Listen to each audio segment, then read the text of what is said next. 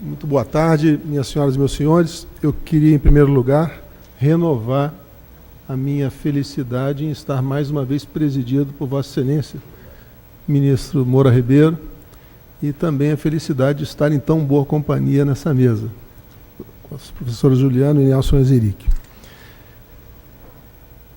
Queria agradecer também a hospitalidade dessa casa, as pessoas dos ministros Og Fernandes e Humberto Martins, a coordenadoria intelectual desse evento, ministros Luiz Felipe Salomão e Paulo Sanseverino, a Fundação Getúlio Vargas, na pessoa do professor Márcio Guimarães, e a Universidade de St. Gallen, na pessoa do Herr Professor Peter Zester. A sorte da arbitragem sempre esteve vinculada à forma como o judiciário a enxergasse. Isso sempre foi algo que significava uma realidade. E nós estamos, esse ano, comemorando 2 aniversários da arbitragem. 20 anos da lei da arbitragem e 15 anos da declaração de constitucionalidade da lei de arbitragem. E é interessante que a arbitragem começou um pouco, sob uma forma, um pouco jabuticaba brasileira. Uma lei extremamente bem feita, está aqui um dos autores dela, o professor Pedro Batista Martins, mas quem então se lança a apontá-la como inconstitucional? A Ordem dos Advogados do Brasil. Eu tive a satisfação, no segundo semestre do ano passado, num evento como esse, de ouvir do então presidente da Ordem dos Advogados um mea-culpa profundo, dizendo que foi um mau passo da Ordem aquela tentativa de buscar declarar a lei lá atrás inconstitucional. Então a lei de arbitragem nasceu assim como que um parto a fórceps, né? Porque por 5 anos pairou na comunidade jurídica brasileira uma dúvida sobre se ela iria prevalecer diante de uma cláusula constitucional que se imputava, que a declarava inconstitucional, e acabou por prevalecer, e há que se registrar a bravura do SEBAR, aqui representado pela sua presidente, Flávia Bittar, nesse período, uma das entidades que mais lutou pela declaração da constitucionalidade e pela qualidade da arbitragem que estamos hoje vivenciando. Mas se foi o Supremo que, na verdade, realizou esse parto, quem cuidou da educação, quem cuidou da emancipação da arbitragem nesse período, sem dúvida nenhuma, foi o Superior Tribunal de Justiça. Isso foi tão bem feito que hoje a arbitragem no Brasil é estudada no mundo inteiro como um caso raríssimo de sucesso. Nesses 20 anos, o Brasil, vamos falar em 15 anos, né? Vamos tirar os 5 de disputa de constitucionalidade. Nesses 15 anos, o Brasil se transformou o 3º país em número de arbitragens perante a Corte do Comércio Internacional e também em termos de valores em disputa. Passamos também por um processo de revisão da lei, e faço aqui registrar a presença da doutora Silvia Paskovski, colega nossa na comissão, uma comissão que foi presidida de uma forma extraordinária pelo ministro Luiz Felipe Salomão, uma comissão que soube preservar aquilo que a lei anterior havia feito e procurar apenas trazer as experiências importantes de melhora passíveis de serem feitas pela forma legislativa. Não se conseguiu tudo, mas quase tudo. E o transcurso do projeto de lei pelo Congresso quase que não tem similares, porque foi pouquíssimo alterado do seu início até o seu fim. O fato é que a arbitragem é uma realidade e nos cabe aqui hoje falar sobre provas na arbitragem.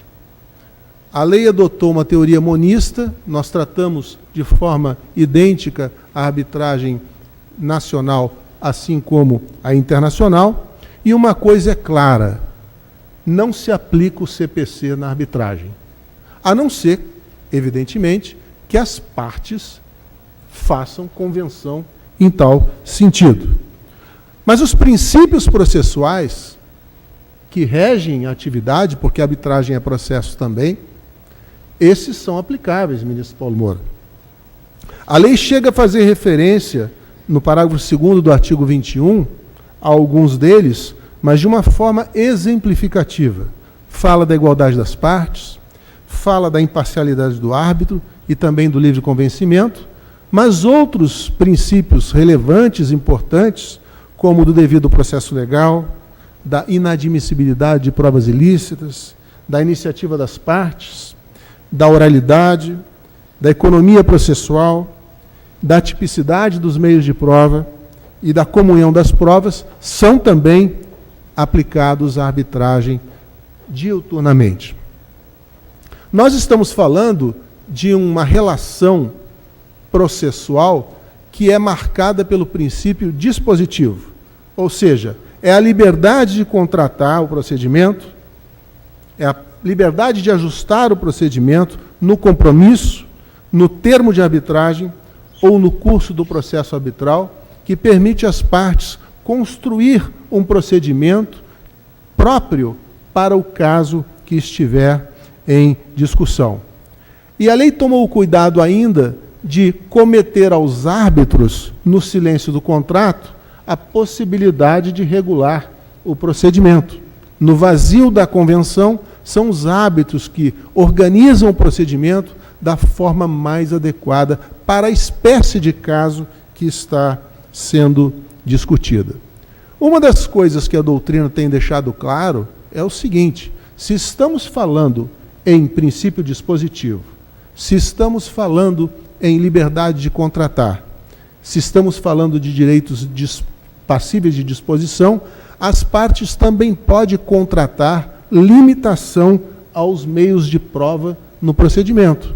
As partes podem ajustar, por exemplo, que numa determinada arbitragem só se fará prova documental, ou se fará documental e oral, mas não pericial, porque tudo está dentro de um regime de direitos dispositivos.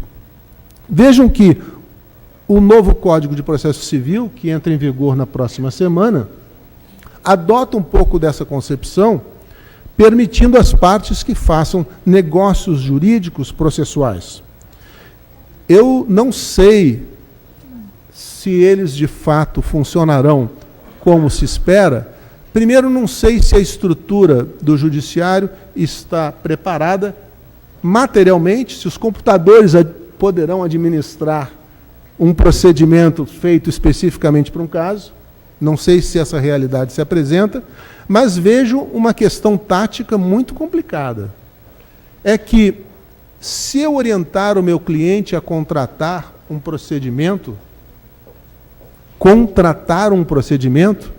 essa violação do procedimento não me permite mais ir ao STJ, porque estaríamos violando regra contratual e não prerrogativas legais de proteção do rito, de proteção do procedimento. E isso talvez seja um óbice a que essa estrutura de convenção processual se desenvolva adequadamente no Brasil. Porque, se é contratual, não cabe recurso especial se houver uma violação da norma daquele contrato específico. Isso é algo que os senhores terão que enfrentar num curto espaço de tempo aí e definir adequadamente. Mas os árbitros têm, assim como os juízes, os poderes instrutórios. Na falta de convenção específica, eles poderão, por exemplo, determinar a produção de provas que entendam necessárias e suficientes para o julgamento da contenda específica. Também a proibição de provas ilícitas, que deriva da Constituição Federal, incide na arbitragem, e a jurisprudência já pacificada do Superior Tribunal de Justiça nessa matéria certamente é e continuará sendo aplicada pelos árbitros. Vejam que o árbitro certamente não pode, apesar de alguns até quererem, decretar quebra de sigilo de parte. Nessa hipótese, o árbitro tem que comandar, usar uma carta arbitral e pedir ao judiciário que o faça, se entender adequado.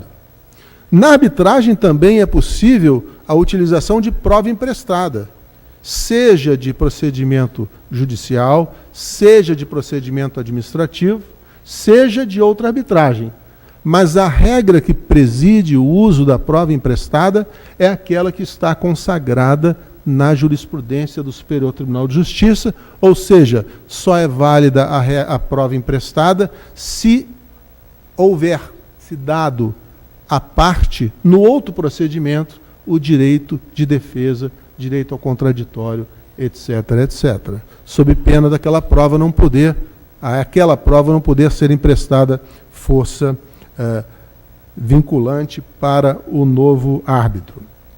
Também se discutiu durante algum tempo a possibilidade de os árbitros decretarem a falsidade de documentos na arbitragem. Na doutrina internacional, isso é absolutamente aceito. No Brasil, há um trabalho do ministro Cláudio Santos entendendo que não. Mas o fato é que os árbitros, ao julgar um caso concreto, emprestam aos documentos que são trazidos ao seu conhecimento o valor que entenderem adequado e pertinente. Uma característica bastante relevante da arbitragem, notadamente a arbitragem internacional, mas também a local, é que não há uma limitação geográfica para a produção de prova. Os árbitros podem, por exemplo, numa arbitragem sediada em Paris, entendendo que há necessidade de colher um depoimento nos Estados Unidos, deslocar o tribunal para lá e lá colher prova. Isso é uma característica que dá uma agilidade à arbitragem que o processo tradicional não tem. E, a partir da formalização desse entendimento na doutrina, várias instituições arbitrais internacionais modificaram os seus regulamentos para permitir expressamente essa coleta de prova itinerante pelo mundo. Então, nesse sentido, o regulamento da CCI foi emendado em 2012 para facultar essa possibilidade. Também o da LCIA e do ICDR. Hoje pela manhã falávamos aqui da questão da homologação de sentenças estrangeiras. O que me parece, no exercício de futurologia, é que nós iremos caminhar para uma realidade de flexibilização do conceito de sede da arbitragem.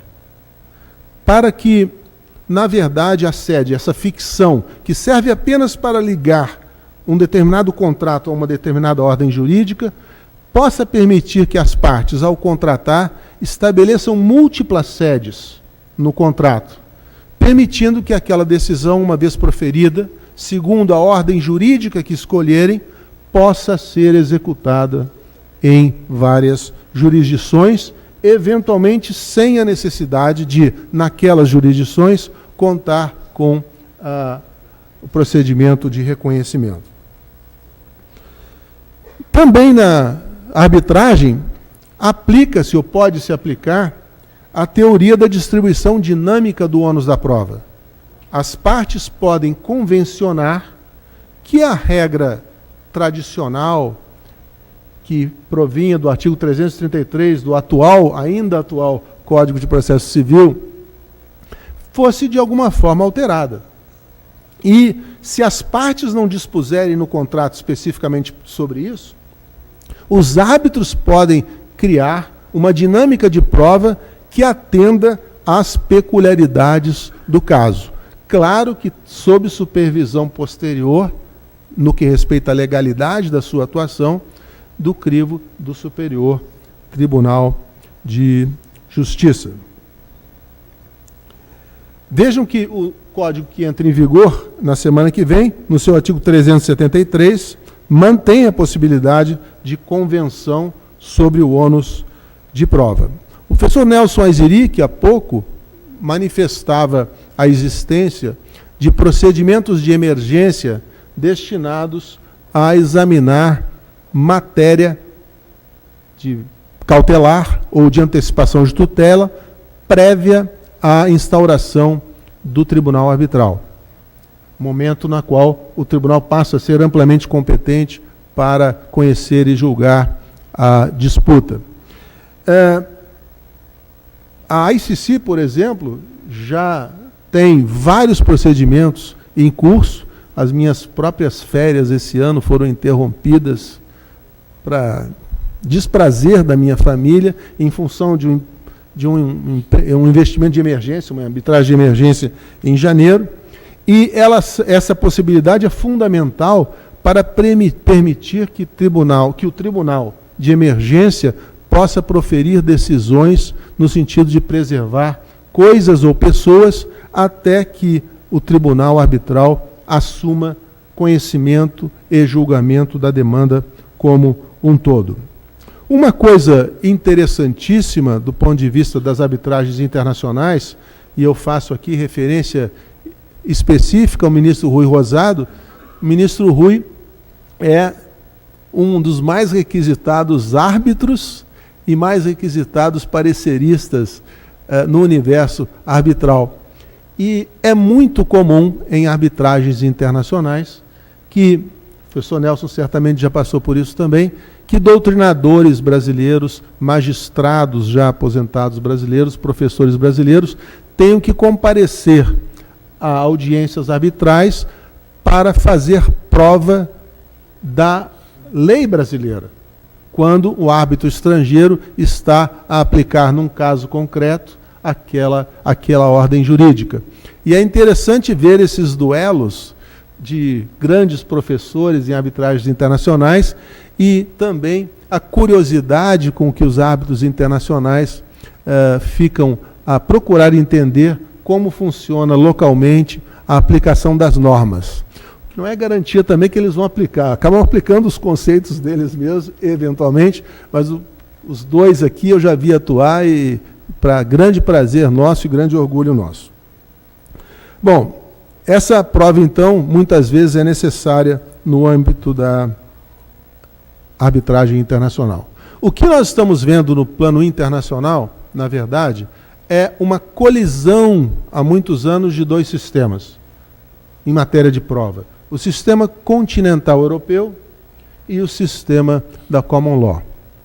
E alguns painéis apontam mais para o lado de regimes probatórios da common law, outros mais para o lado do regime europeu, que se assemelha ao nosso, e a International Bar Association, a IBA, tentou, há algum tempo atrás, criar um modelo para harmonizar os dois sistemas.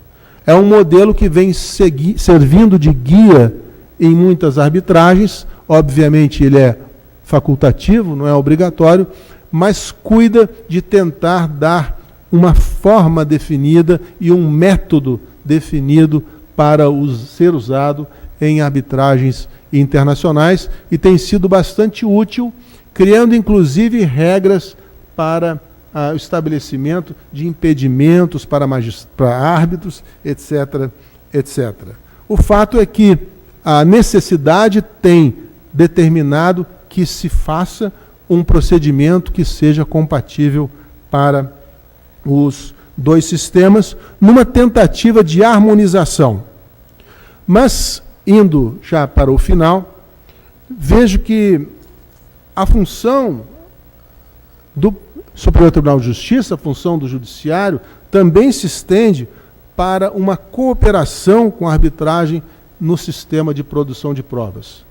Em algumas situações, o Judiciário será chamado a antecipar a realização de provas, em outras será chamado a trazer testemunhas que se recusam a participar de arbitragens, e será sempre essa boa relação, essa cooperação, essa situação de complementaridade entre o árbitro e o judiciário que fará da arbitragem o melhor instrumento para a solução alternativo ao judiciário. Vejam que algumas técnicas são interessantes no âmbito da arbitragem.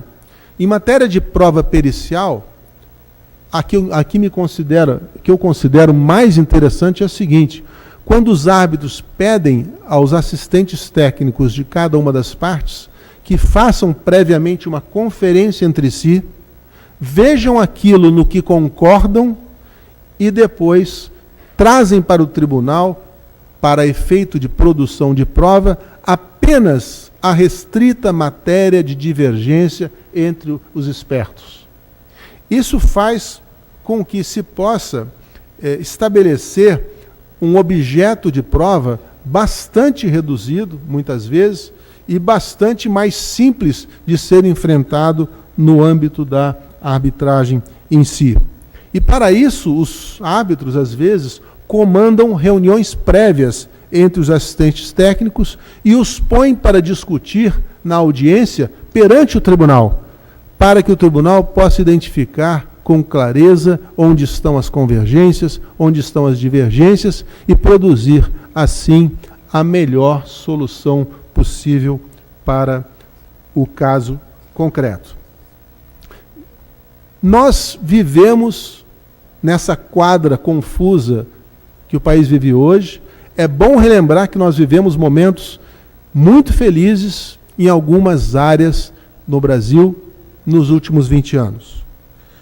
Nós tivemos a lei de arbitragem, a lei das PPPs, a lei de recuperação judicial, a lei de mediação, que será objeto agora de um tema aqui, e vê-se que a nota característica das coisas que funcionaram bem nesse período é uma só: quando se deu liberdade para a sociedade civil se auto-organizar. Quando se tentou, por motivos que não vale a pena aqui discutir, ideológicos, fazer com que o Estado assumisse o controle de campos no qual ele deveria estar afastado, as coisas possivelmente não tiveram o resultado adequado. Nessa encruzilhada em que estamos, se vamos para lá, se vamos para cá, essa reflexão é necessária para que possamos construir o país que é o nosso sonho, não é? E vamos tentar olhar para o futuro com a visão otimista, pensando que cabe a nós, de fato, construí-lo. Eu agradeço, senhor presidente, pela paciência e pelo prazer de estar aqui sob vossa direção. Obrigado.